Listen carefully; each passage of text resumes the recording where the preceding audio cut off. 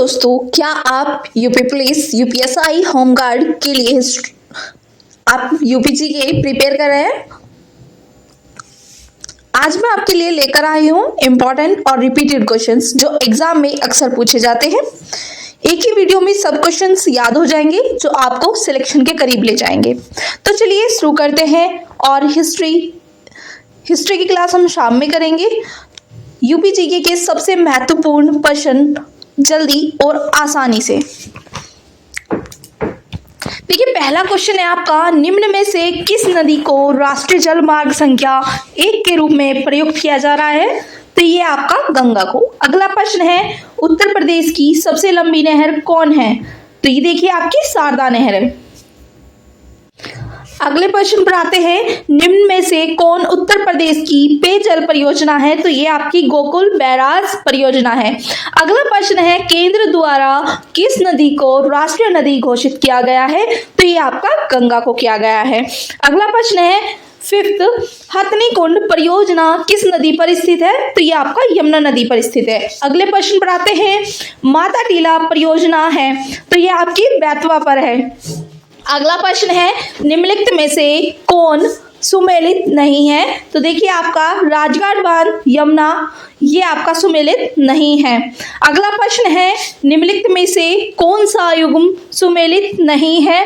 तो ये आपका जौनपुर सही से संबंधित नहीं है। अगले प्रश्न पर आते हैं, राजघाट बांध एवं नहर परियोजना उत्तर प्रदेश और मध्य प्रदेश सरकार के बराबर सहयोग वाली संयुक्त परियोजना है जो बनाई जा रही है आपकी बेतवा पर।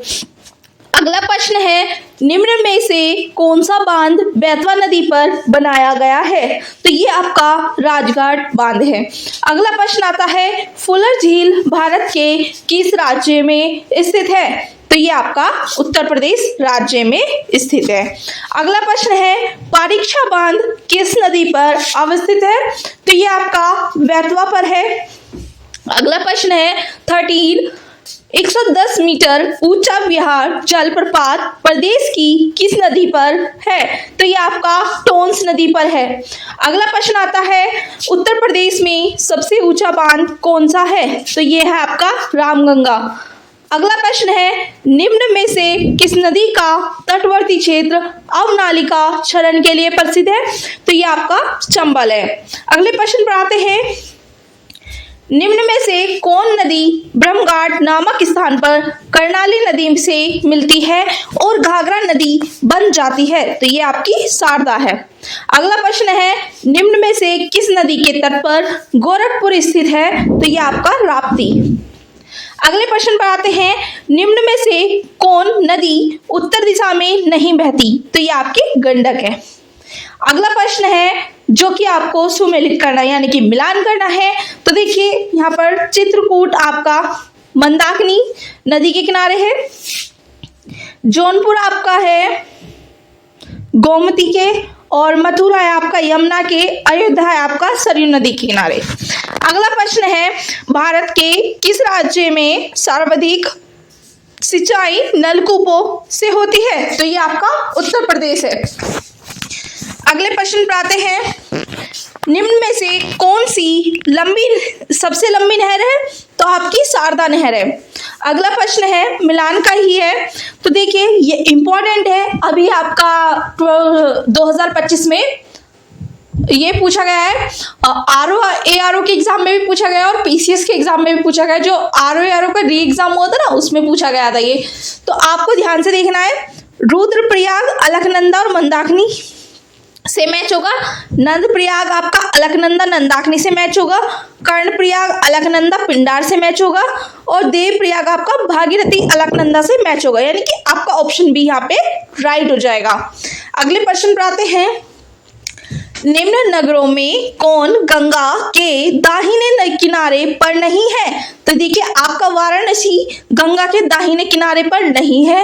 अगला प्रश्न है, उत्तर प्रदेश एवं मध्य प्रदेश राज्यों की संयुक्त राजघाट नदी घाटी परियोजना स्थापित की गई है?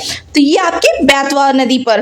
अगला प्रश्न है, उत्तर प्रदेश में सिंचाई के मुख्य साधन है? तो आपके नलकूप है। अगले प्रश्न पर आते हैं, उत्तर प्रदेश की निम्न नदियों में से किनके उद्गम हिमालय से नहीं हुए? तो देखिए आपका गोमती और बेतवा ये हिमालय से उद्गम नहीं हुआ है इनका। अगले प्रश्न पर आते हैं, गोविंद वल्लभ पंत सागर अवस्थित है? तो आपका सोनभद्र में। अगला प्रश्न है, अर्जुन बांध नहर से लाभान्वित जिला है? तो हमीरपुर है। अगले प्रश्न पर आते हैं, रानी लक्ष्मीबाई बांध अवस्थित है? यह आपका बेतवा नदी पर। अगला प्रश्न है, गोविंद वल्लभ पंत सागर जलाशय स्थित है? तो यह आपका उत्तर प्रदेश में है। अगला प्रश्न है, उत्तर प्रदेश में सिंचाई का सबसे बड़ा स्रोत है? तो आपका नलकूप है, यानी कि सी ऑप्शन यहाँ पे राइट हो जाएगा आपका। अगले प्रश्न पर आते हैं, निम्न में नलकूपों द्वारा संचित भूमि क्षेत्र सबसे अधिक है? तो आपका उत्तर प्रदेश। अगला प्रश्न है, निम्न में से कौन नदी यमुना की सहायक नहीं है? तो ये आपकी कल्याणी नदी। अगला प्रश्न है, निम्न में कौन नदी उत्तर प्रदेश में प्रवाहित नहीं होती है? तो आपकी गंडक नदी। अगला प्रश्न है, निम्नलिखित में से कौन सा एक बांध उत्तर प्रदेश में नहीं है? तो आपका अडवा। मैं आपको बताना चाहूंगी कि संडे के दिन हम एक रिवीजन क्लास रखते हैं और साथ ही साथ इस बार हम सोच रहे हैं जितना अगर आप लोग चैनल को सब्सक्राइब कर लेते हैं, लाइक एंड शेयर ज़्यादा करेंगे तो नेक्स्ट संडे हम क्या करेंगे,